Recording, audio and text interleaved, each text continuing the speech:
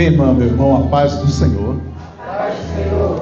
Aleluia. Pegue a palavra de Deus. Vamos ao livro do profeta Jonas. Aleluia.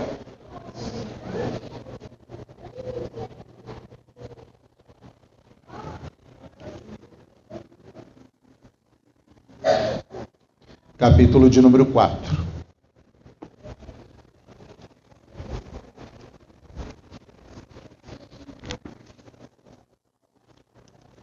Aleluia.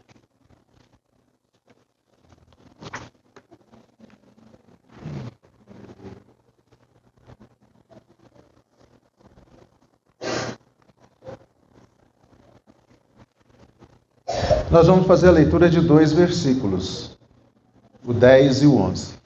Todos encontraram? Acompanhe então na sua versão. Versículo 10. E disse o Senhor: tiveste compaixão da aboboreira, na qual não trabalhaste, nem a fizestes crescer, que em uma noite nasceu e em uma noite pereceu.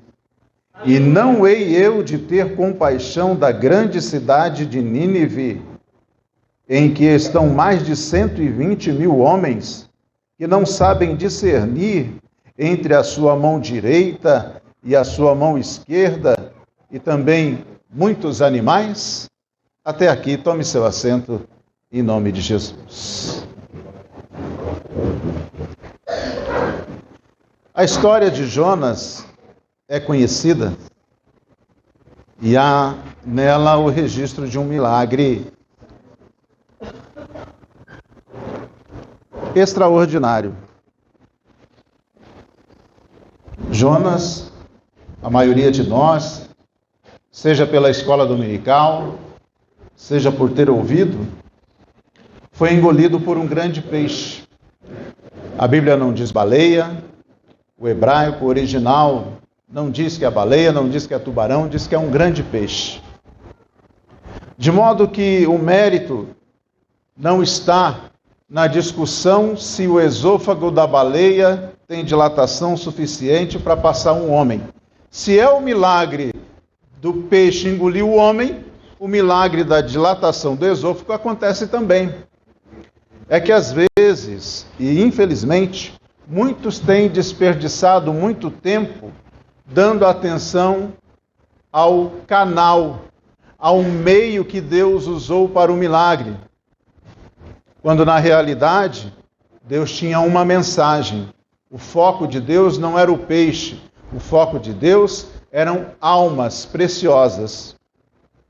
Se nós olharmos para a Bíblia, há outros sinais, outros milagres envolvendo animais. A bem da verdade, há uma verdadeira arca de prodígios, há um verdadeiro rebanho de sinais.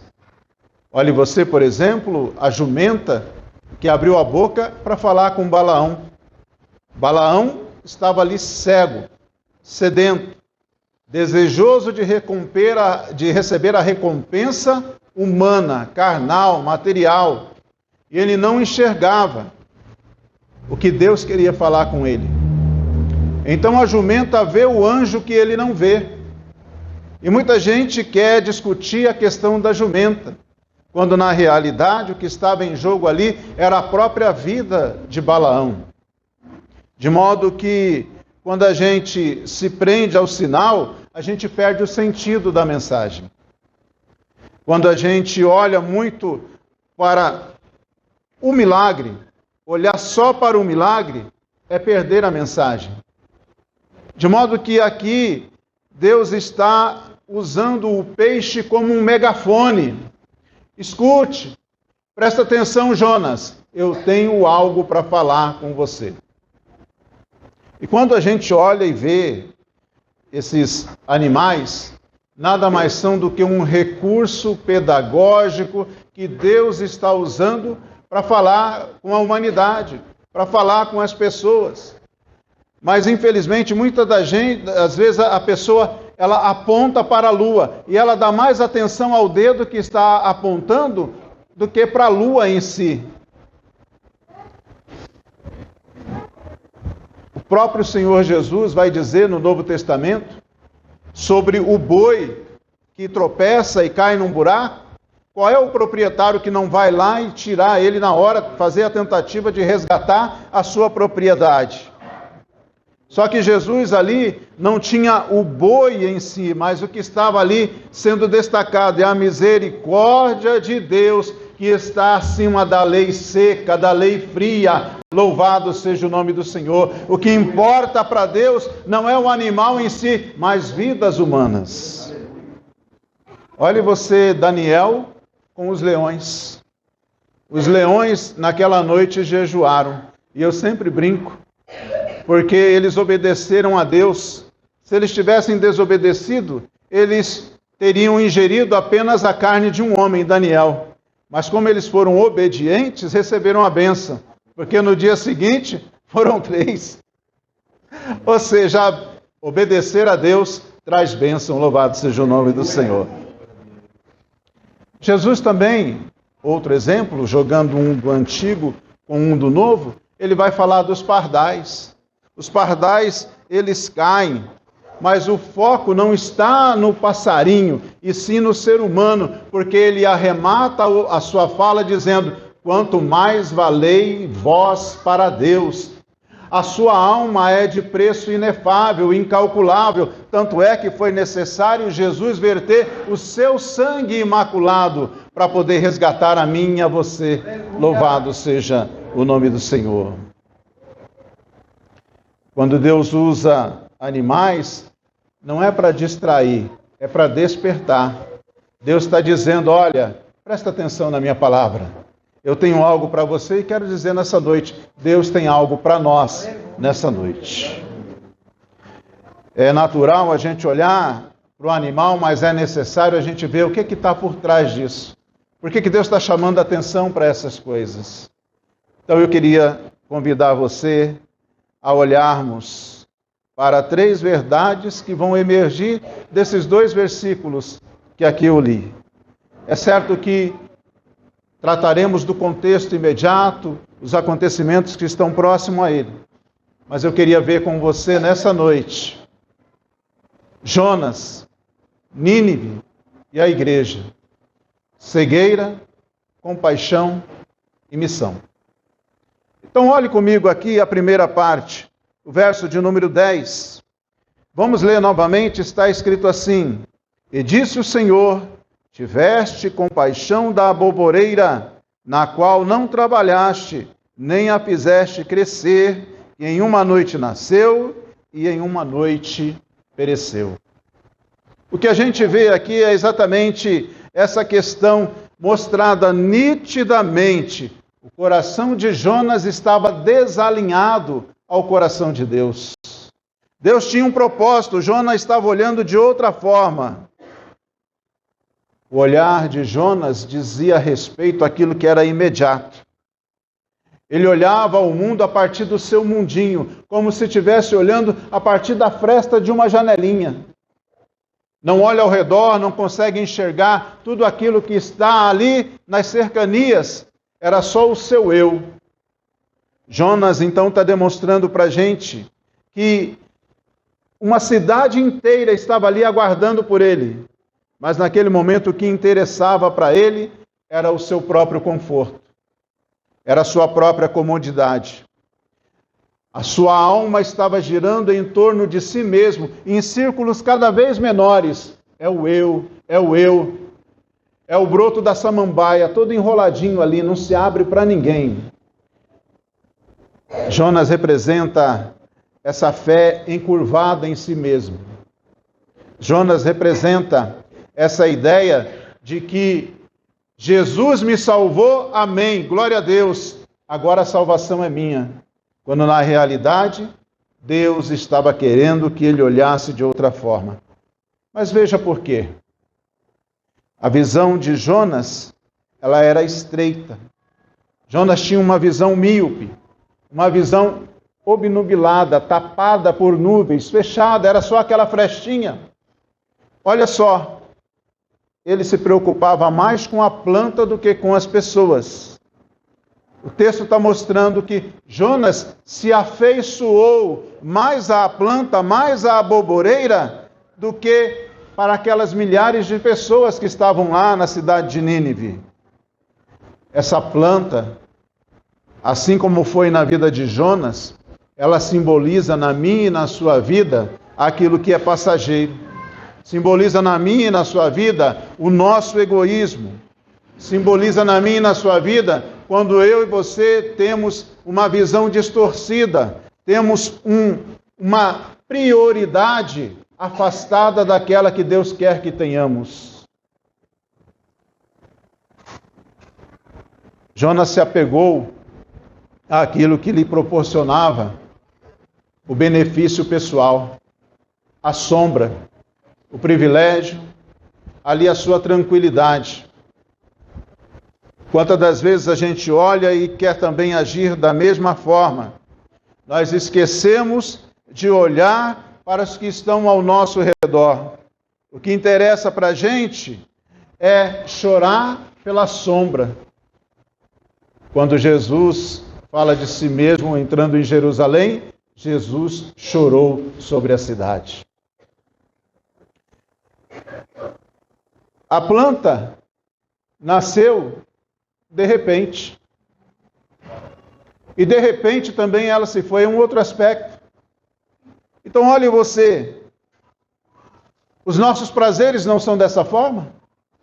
Da mesma rapidez com que vêm, é a mesma rapidez com que vão. E isso mostra que às vezes nós estamos dando ênfase àquilo que não gera eternidade, àquilo que é passageiro, aquilo que é efêmero, aquilo que daqui a pouquinho se evapora como a gota de orvalho. Jesus chama a atenção disso.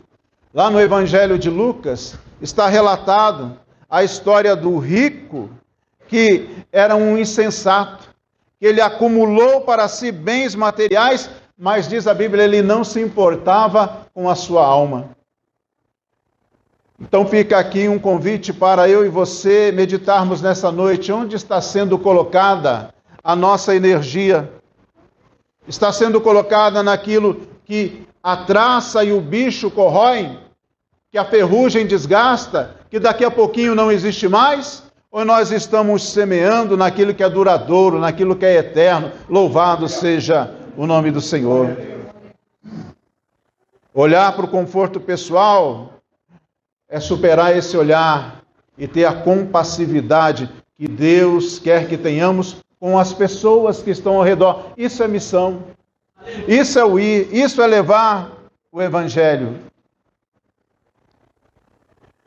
Mas em vez de pôr os olhos valorizando aquilo que lhe trazia a comodidade imediata, Deus está dizendo assim: venha comigo, olha e tenha compaixão dos homens, milhares de homens que estão ali, sem contar mulheres, sem contar crianças.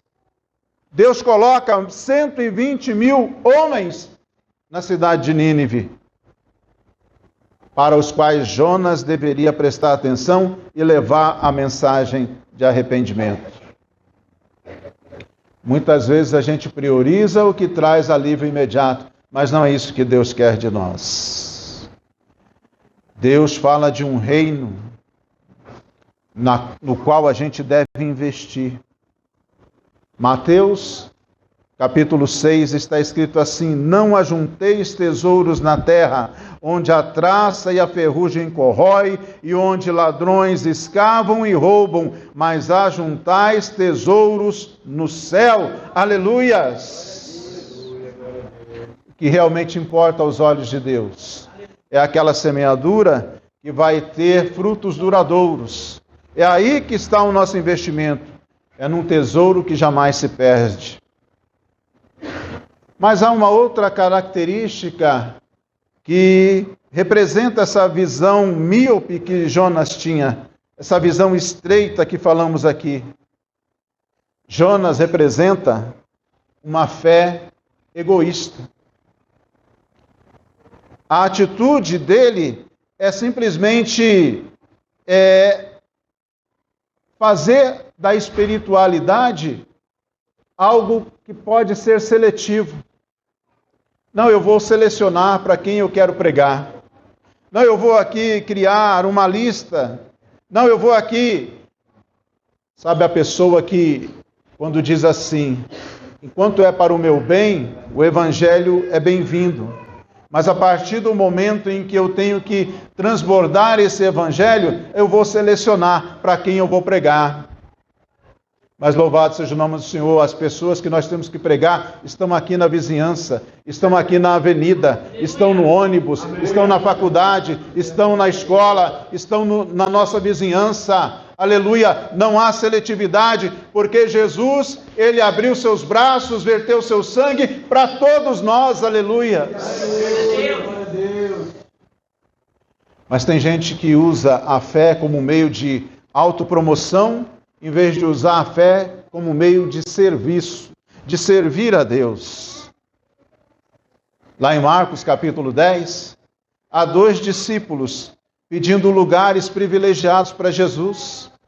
É a fé da autopromoção, é a fé do destaque pessoal, quando na realidade o Senhor está dizendo, olha, eu vim para servir, eu vim para dar a vida por vocês. Esse é o exemplo que nós devemos seguir. O Senhor nos alcançou e quando fazemos a obra, a bênção vem.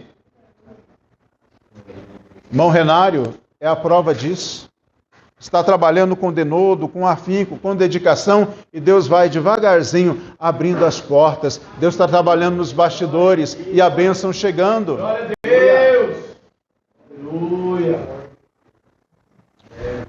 Jonas se entristeceu por uma planta que morreu, mas não sentia nada por aquelas almas que estavam ali, condenadas à perdição eterna, se não houvesse quem fosse lá pregar. Essa fé centrada em si mesmo. Nossa fé não tem que estar centrada em nós mesmos, mas sim no coração missionário do nosso Deus. A palavra para você, para finalizar esse primeiro tópico, é romper com isso. A bovoreira fez sombra em mim, rompa com as suas sombras. As sombras representam as muletas que a gente precisa para caminhar. Aleluia, o crente não precisa de nada externo. O relacionamento do crente com Deus, ele é intimidade, vem de dentro para fora, aleluias. Eu não preciso de um amuleto, eu não preciso de cordão, eu não preciso de nenhum petrecho visível. Rompa com essas sombras e leve a fé que se estende em amor, a fé que se estende em compaixão, a fé que olha na perspectiva de Cristo, a fé que não olha na perspectiva humana, a fé que é medida pela prosperidade, não, a fé é medida por aquilo que você testemunha de Deus como carta viva, aleluia. Olhe para o mundo não pela fresta diminuta, não tenha a visão estreita de Jonas, mas olhe para o mundo com as lentes, aleluias, de Deus, que olhou para a terra, não viu um justo sequer, e enviou o seu Filho para salvar. Salvou a mim, salvou a você, agora levemos esse Cristo para os outros também. Agora olhe o contraste. Se Jonas tinha essa fé estreita, essa fé curta, essa fé míope, por outro lado, Deus vai mostrar que a sua compaixão era ilimitada. E ainda é hoje. Enquanto nós estivermos nessa terra, é ilimitada, está ao alcance de todos. Mas, aleluia, pouco gente fala disso nos dias atuais. Mas Jesus está voltando. E quem não aceitar a Jesus, o destino é a perdição eterna. Isso é uma verdade bíblica. Por enquanto, a porta está aberta, está escancarada, venha como está, Jesus vai te transformar. Aleluia. Mas vai chegar um dia em que esse que é o advogado se tornará o juiz e aí será tarde demais. Mas olhe comigo, o verso de número 11, a parte A compaixão ilimitada de Deus. Vamos ler? E não hei eu de ter compaixão da grande cidade de Nínive, em que estão mais de 120 mil homens? Aleluia. Olha que lição. Só que é preciso a gente parar um pouquinho. fazer um exercício aqui de se colocar no lugar de Jonas. E depois nós vamos fazer um exercício conosco mesmo. Quem era Nínive? O que era Nínive? Que lugar era esse? Lá no livro de 2 Reis, a partir do capítulo 15, você vai ver detalhes dessa cidade. E não só da cidade, mas de como era o seu povo. Nínive era a capital do Império Assírio. Foi encontrado pela arqueologia o palácio de Senaqueribe. Havia gravuras, estão lá, estampadas na parede, em alto relevo. Trabalho de artesão, com a marreta, com a talhadeira, que fazia as gravuras. Só que essa cidade, ela era um algoz para Israel. É ela quem levou cativo as 10 tribos. É ela quem levou, na primeira vez que invadiu Israel, cativos de várias cidades. Até chegar um momento em que ela leva as 10 tribos de uma vez.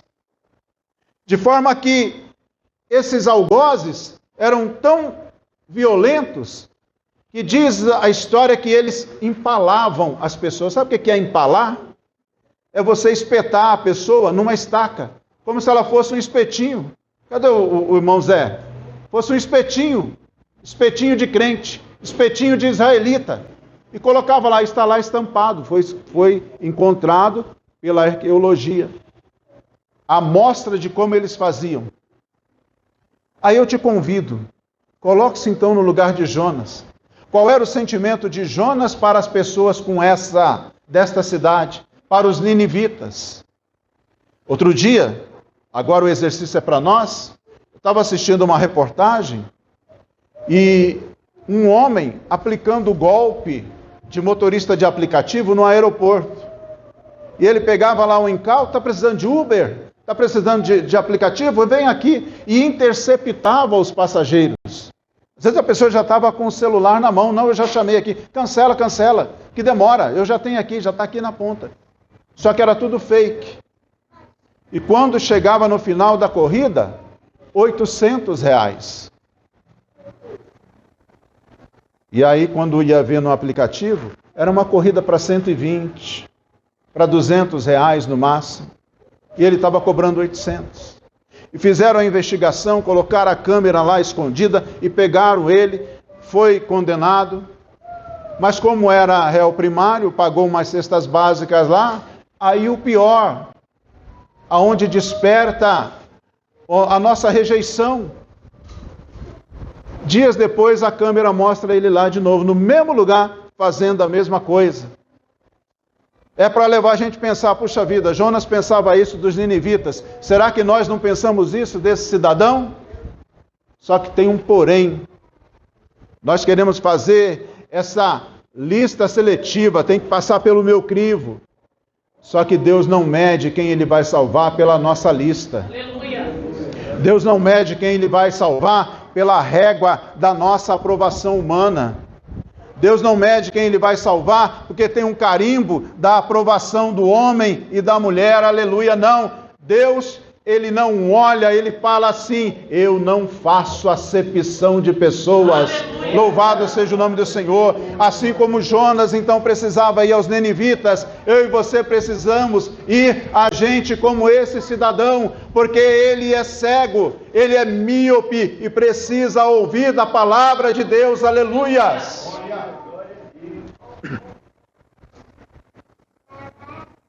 Deus salva até aqueles que nós julgamos indignos.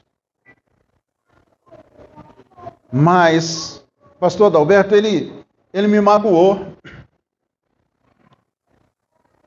Eu vi uma pessoa dizendo uma vez, eu te perdoo, mas viva a sua vida para lá, que eu vivo a minha vida para cá. E um pastor muito sábio disse assim, você já pensou se Jesus fizesse isso com você? Eu te perdoo, mas viva a sua vida aí. O que seríamos de nós, irmãos, sem Jesus? Senhor Jesus anda comigo, Senhor Jesus estende a minha mão, eu preciso de Ti. Aleluia. Senhor Jesus, tem hora que eu não consigo, me carrega no colo, e Jesus vem e pega a gente no colo, aleluias.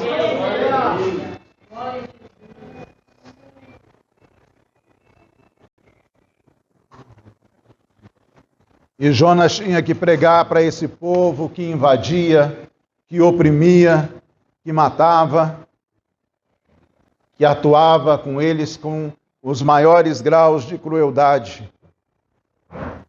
É assim. Mas Deus nos ensina. Jesus quebra essa lógica quando ele encontra a mulher samaritana, alguém que era desprezado, tanto por sua origem, por sua etnia, quanto por sua moralidade. Jesus vai ali e conversa com ela. Me dá água aí. Como é que o senhor pede água para mim, que eu sou mulher samaritana? E Jesus fala, aqui está aquele que pode te dar água, que jamais você terá sede se beber dela.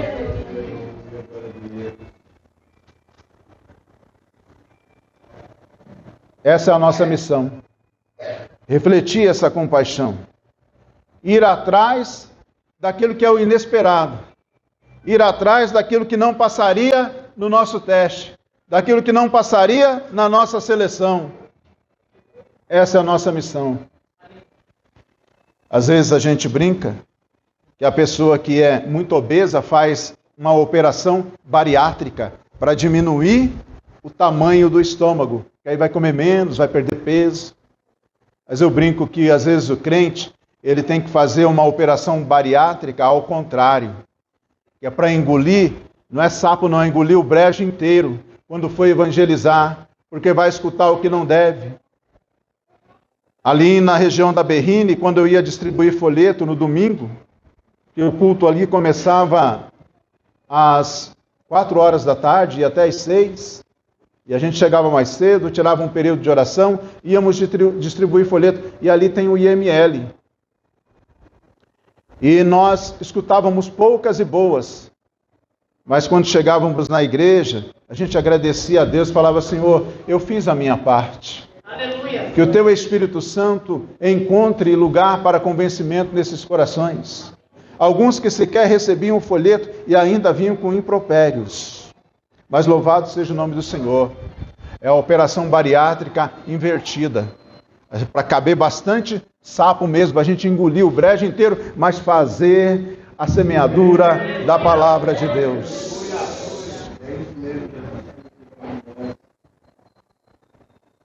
Jonas queria, diante de tudo aquilo que os ninivitas fizeram a Israel, a justiça retributiva. Falar, vocês vão ver só o que Deus vai fazer com vocês. Vocês vão ver só, que nem eu disse, manda fogo do céu, destrói todo mundo. E Deus está falando, não, eu quero que você vá lá anunciar a minha palavra, porque eu quero salvar aquela gente. Você já pensou uma coisa dessa? Mas é exatamente o convite que Deus faz para mim e para você.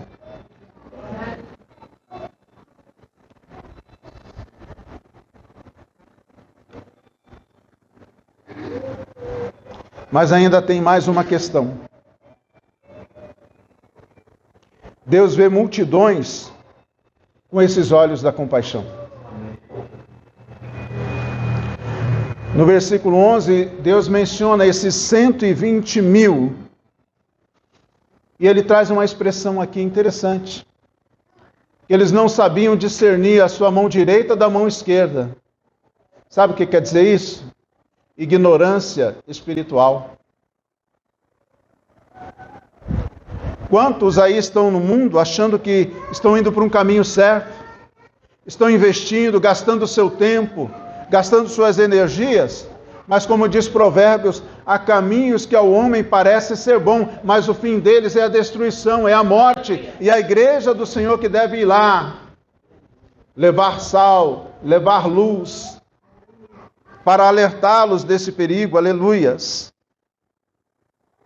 A mão direita não sabe da mão esquerda, é como se eles tivessem um mapa, mas não tivessem uma bússola.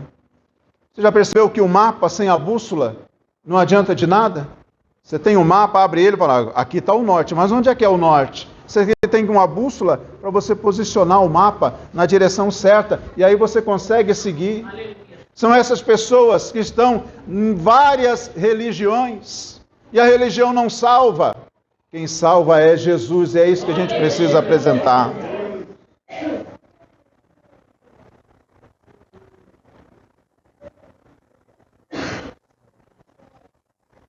Ainda no Antigo Testamento, Deus anunciava isso.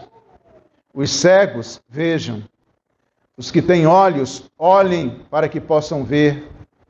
Isso é um convite para enxergar com os olhos de Deus. E às vezes a gente quer enxergar as coisas só com os nossos olhos. Jesus vai reforçar isso, dizendo: olha, eu estou vendo essas multidões aqui, mas elas parecem que são ovelhas que não têm pastor. E aí diz a Bíblia que Jesus teve compaixão dela.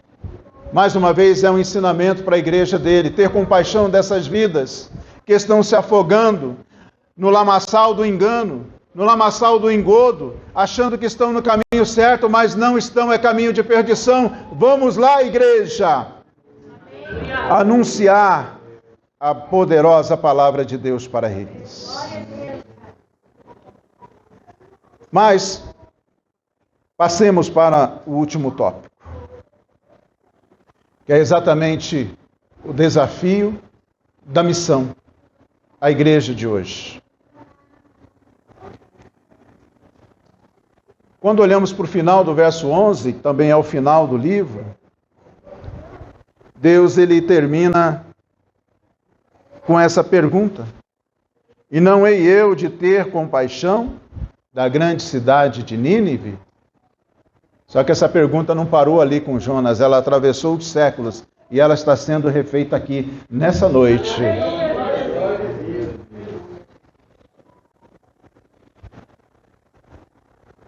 O mundo continua cheio de Nínive, vocês sabiam disso?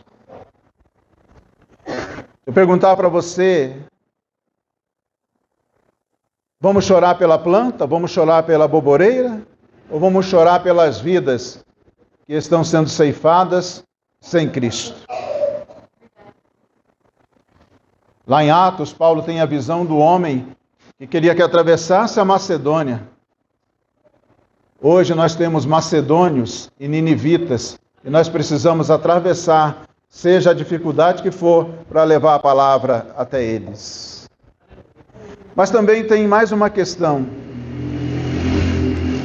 A igreja é essa resposta visível da compaixão de Deus. Nós fomos salvos e aqui nós temos palavra, aqui nós temos louvores, as pessoas entram, os cânticos fazem bem para a alma, a palavra renova, aleluia, mas esta força, esse revigorar das forças, deve ser empregado para levar a palavra do Senhor.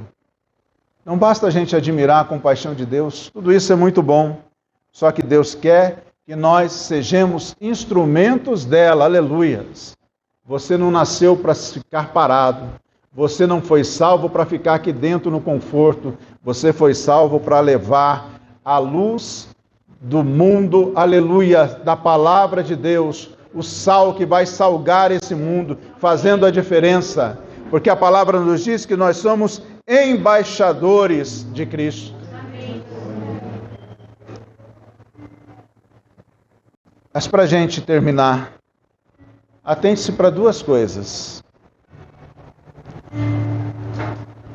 Os ninivitas eram difíceis e Deus amou a eles. Deus ama os povos difíceis. Eu não sei quem é o seu difícil, se é aquele parente que debocha, se é o colega de trabalho que faz até mal. São difíceis, mas Deus está pronto a salvar se você falar da sua palavra. Mas Deus, se ama os difíceis, ama também aqueles que resistem. Deus teve misericórdia de Jonas. Deus tem misericórdia de nós. E aquele que você tem semeado, mas que está ali com essa cegueira espiritual, essa dureza de coração, Deus está muito interessado nele. Saiba que sempre vai existir um Saulo de Tarso ali, onde o Espírito Santo está fazendo a obra para converter. Portanto, não desista, louvado seja o nome do Senhor. Nessa noite eu quero dizer para nós, igreja, nós temos uma participação importante, esse compromisso de levarmos o trabalho de missões nas nossas redondezas. Se o ar livre está difícil, aleluias. Ainda assim a palavra de Deus não está presa, nós podemos levá-la. Se nós não podemos entrar no condomínio, aleluia, o Espírito Santo já está lá dentro, atuando nos corações. Quando nós oramos, aleluia, e de repente o Espírito Santo mesmo traz a pessoa aqui, mas não desistamos de orar, louvado seja o nome do Senhor. Se os vizinhos zombam, os céus aplaudem quando a igreja semeia a sua palavra. Eu queria que você se colocasse de pé nessa noite.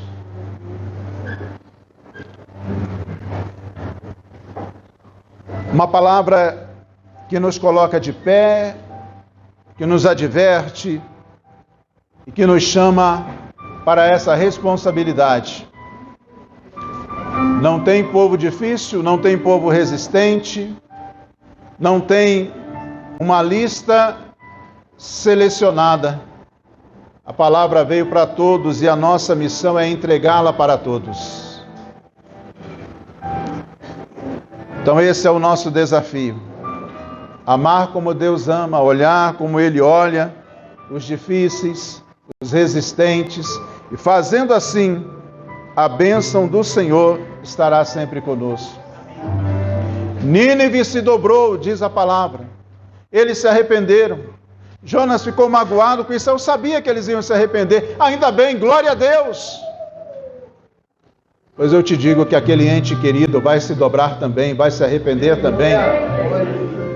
E conforme o seu grau de fé, de maturidade, de persistência, indo adiante, você verá a mão do Senhor atuando. Jonas parou na sombra da planta. Não pare, prossiga, avante. Não pare na sombra, mas avance na luz de Cristo, o Salvador do mundo. Amém? Louvado seja o nome do Senhor. Aplauda o nosso Deus nessa noite.